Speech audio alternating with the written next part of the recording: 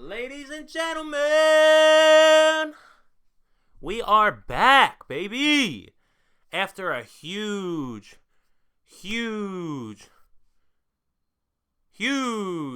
weekend in the world of combat sports. Boy, oh boy, we had entertainment throughout the weekend. Banger after banger after banger.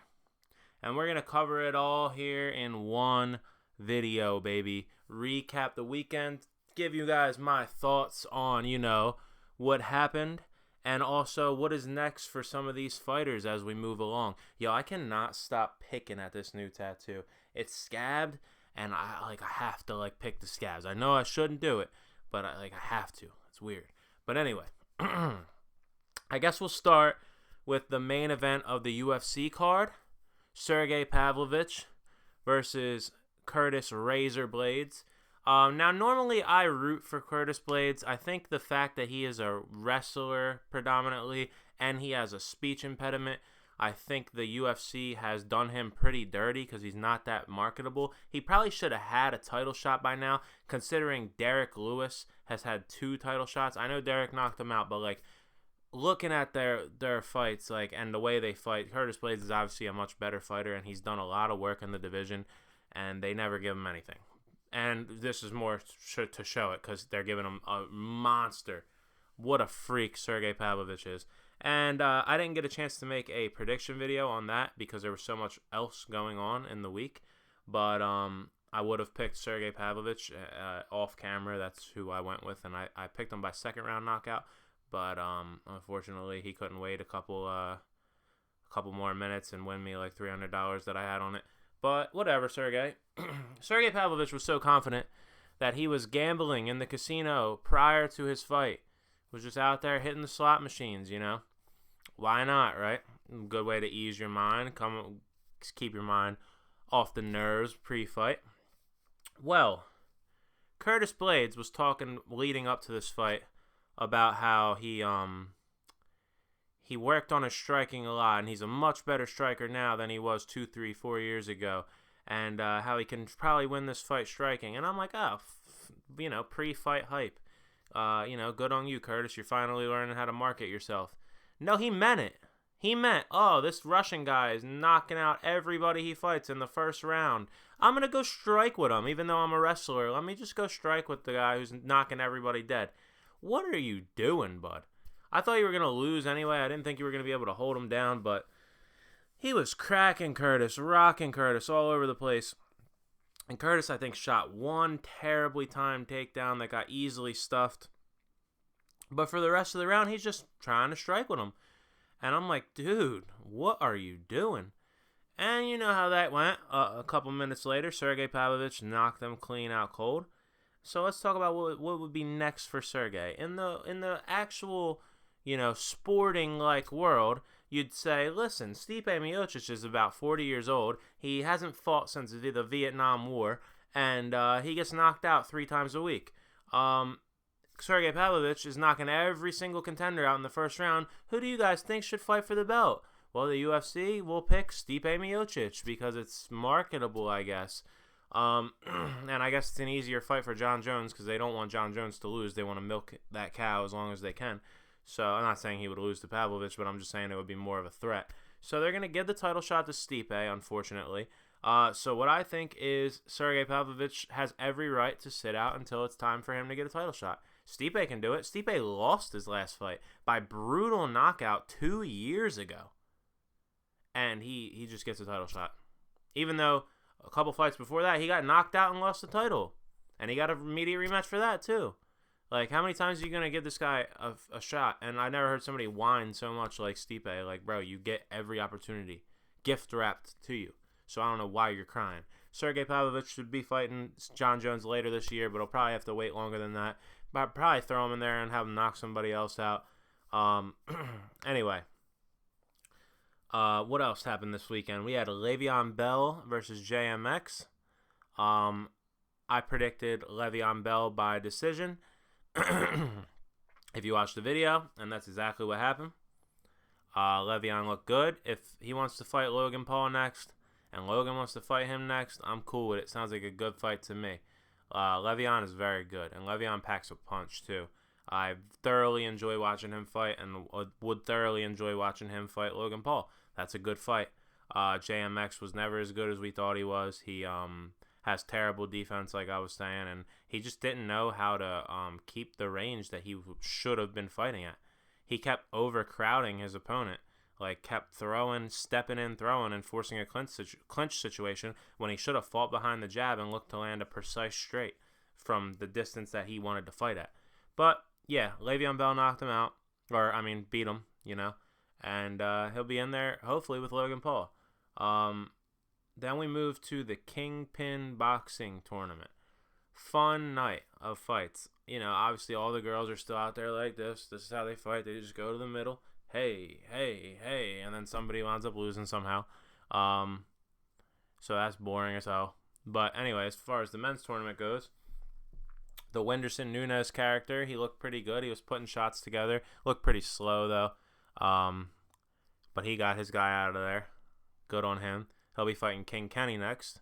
Kenny dismantled my mate Nate. My mate Nate was on a whole different kind of perception. He thought influencer boxing was one thing. I guess he didn't realize how about that life some of these guys are. Kenny, though, I know I gave him flack in the past, and y'all are just going to be like, yo, he's hating on Kenny so bad. I don't hate Kenny, I promise. But did y'all think that he looked a little bit more cut up than normal? Like, his back was, like, growing muscles out of his muscles. I'm pretty sure they weren't drug testing, so, yeah, that's something to look at. He was very vascular. Yeah, that boy's on steroids. I'm just going to say it, guys. Sorry. King Kenny's on steroids. Hate me all you want. Call me an idiot. Call me a hater. I'm not a hater. Don't hate the kid. But he's on steroids.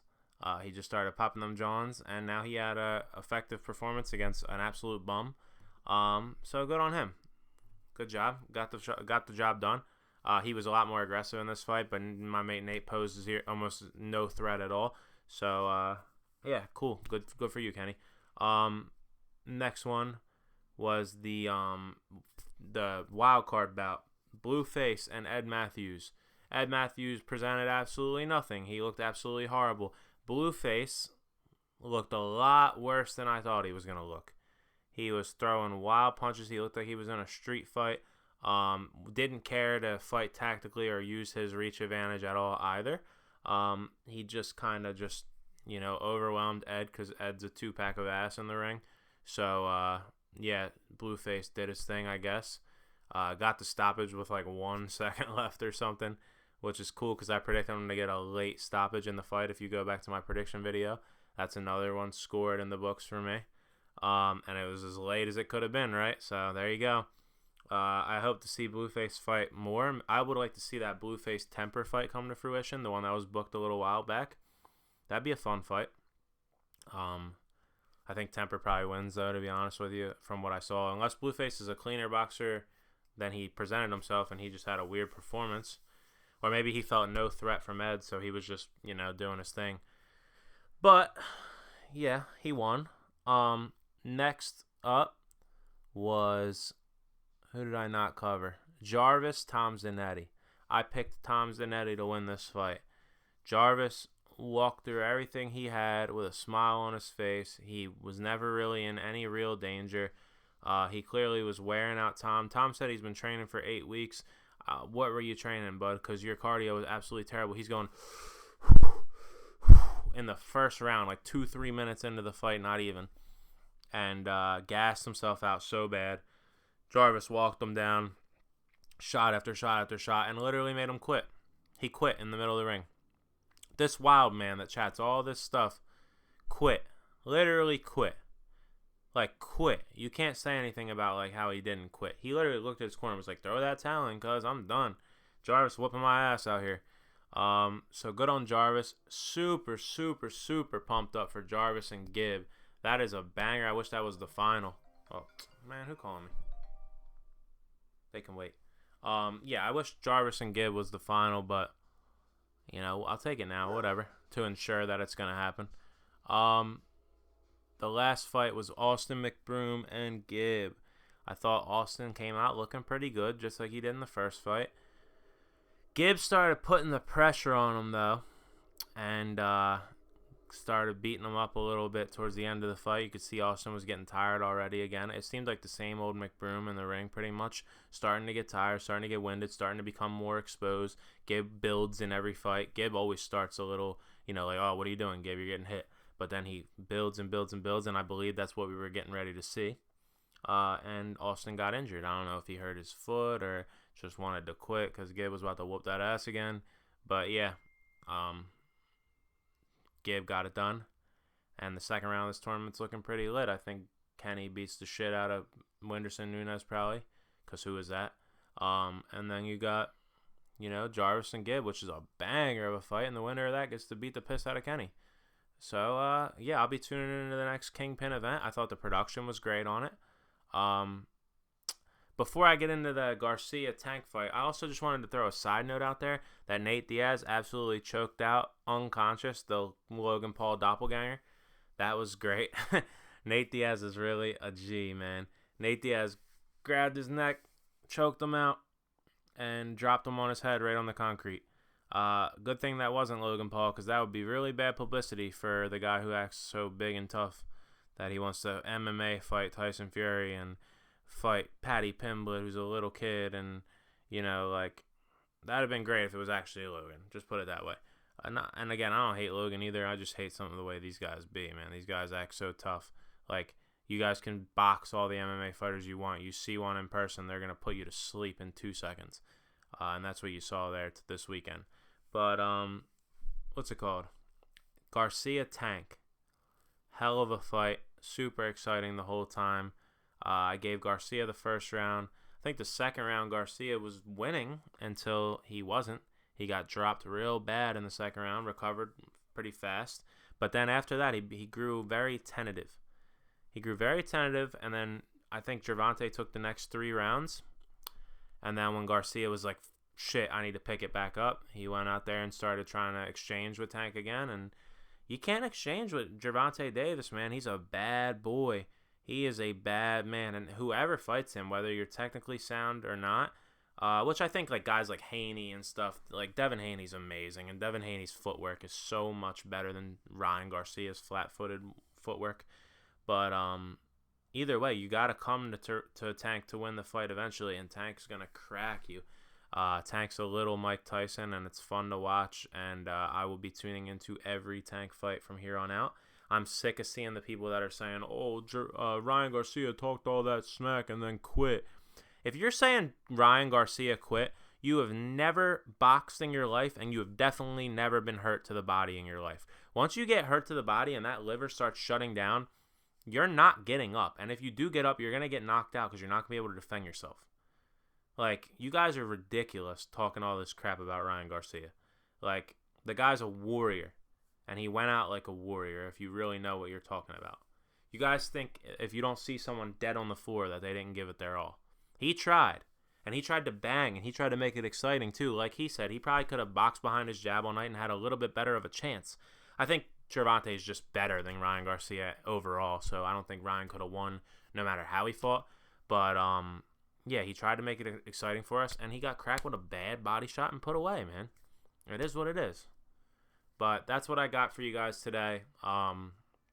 As always, tune into the next video. Hit the subscribe button, hit the like button, and comment. Love y'all.